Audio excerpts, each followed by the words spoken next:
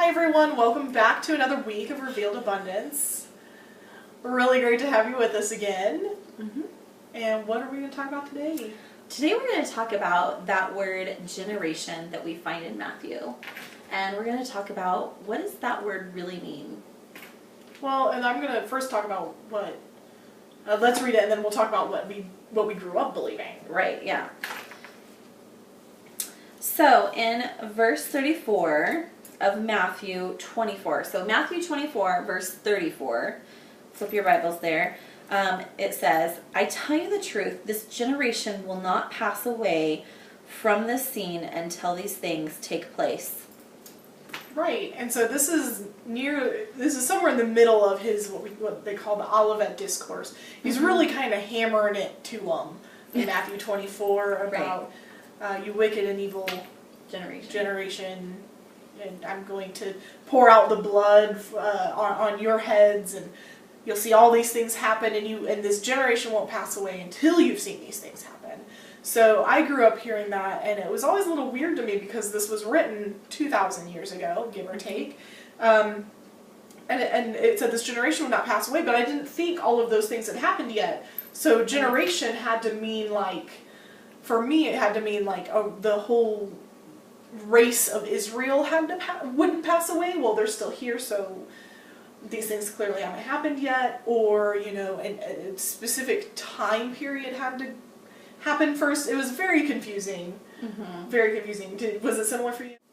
Yeah, so I think that for me, this was always they always try to explain generation to mean, some people would say, well, it means, this generation, meaning this group of people, or maybe, it had something to do with, Israel becoming a nation, and maybe some different time periods and stuff like that with this. And it was always very confusing, and there was, so it never really made a whole lot of sense to me until I started doing my own study and research. Until I read the book Victorious Eschatology, and I was like, oh my Right. gosh. Victorious Eschatology and Raptureless by Jonathan Welton. Made a big difference. So if we look at what the generation would have meant to the Hebrews, to the Israelites, maybe that will shed some light on what Jesus meant when he spoke it in Matthew 24.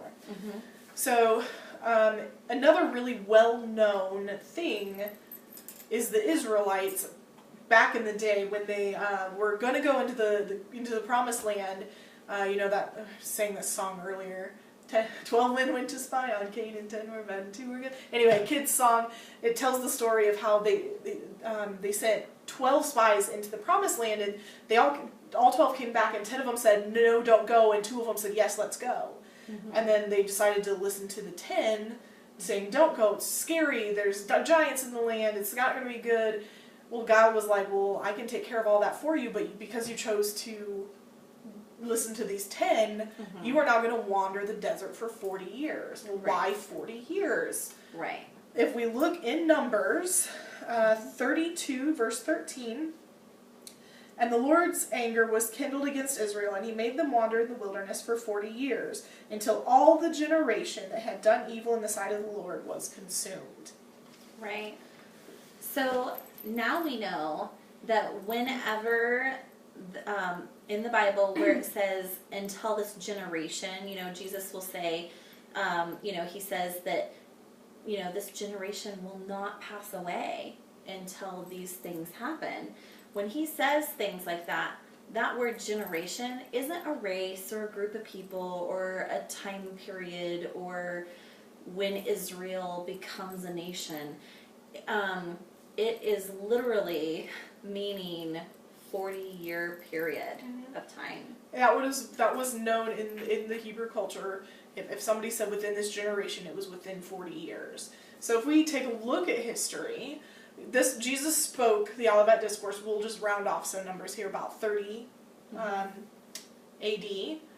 If we go 40 years from that point, we have 70 A.D. And 70 A.D. is the very well-known destruction of Jerusalem.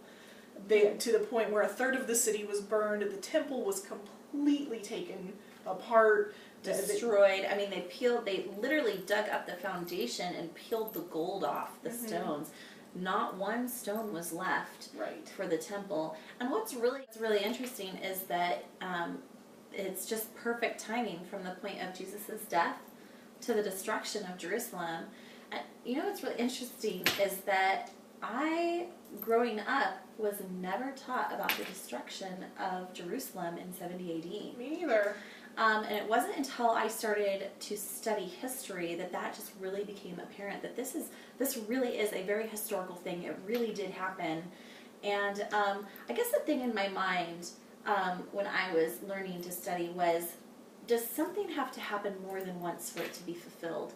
If a prophecy is spoken, does it, let's take Jesus' crucifixion. If his crucifixion was spoken and prophesied by all these different prophets, right, that we have in the Old Testament by David and Isaiah and, different prophets, how many times did Jesus have to come and die on the cross for it to be fulfilled?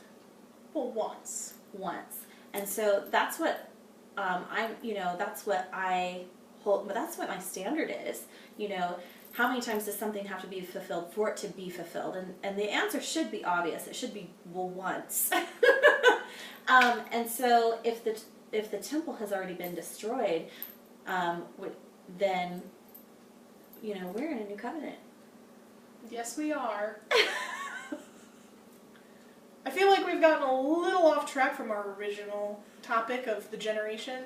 So we'll go into way more about this later, but we just wanted to let you know that when you're reading, if you read, this generation, you wicked and evil generation, all these things, to the reader of that day, it meant a 40-year period. Mm-hmm. And that's what we want you to get from this. It's not some big, mystical, scary word that means it could be any time in our future, could have been any time in the past. It meant 40 years to the original reader, so therefore it means 40 years to us. Thank you so much for watching. Please share, subscribe, and like, and we will see you next time.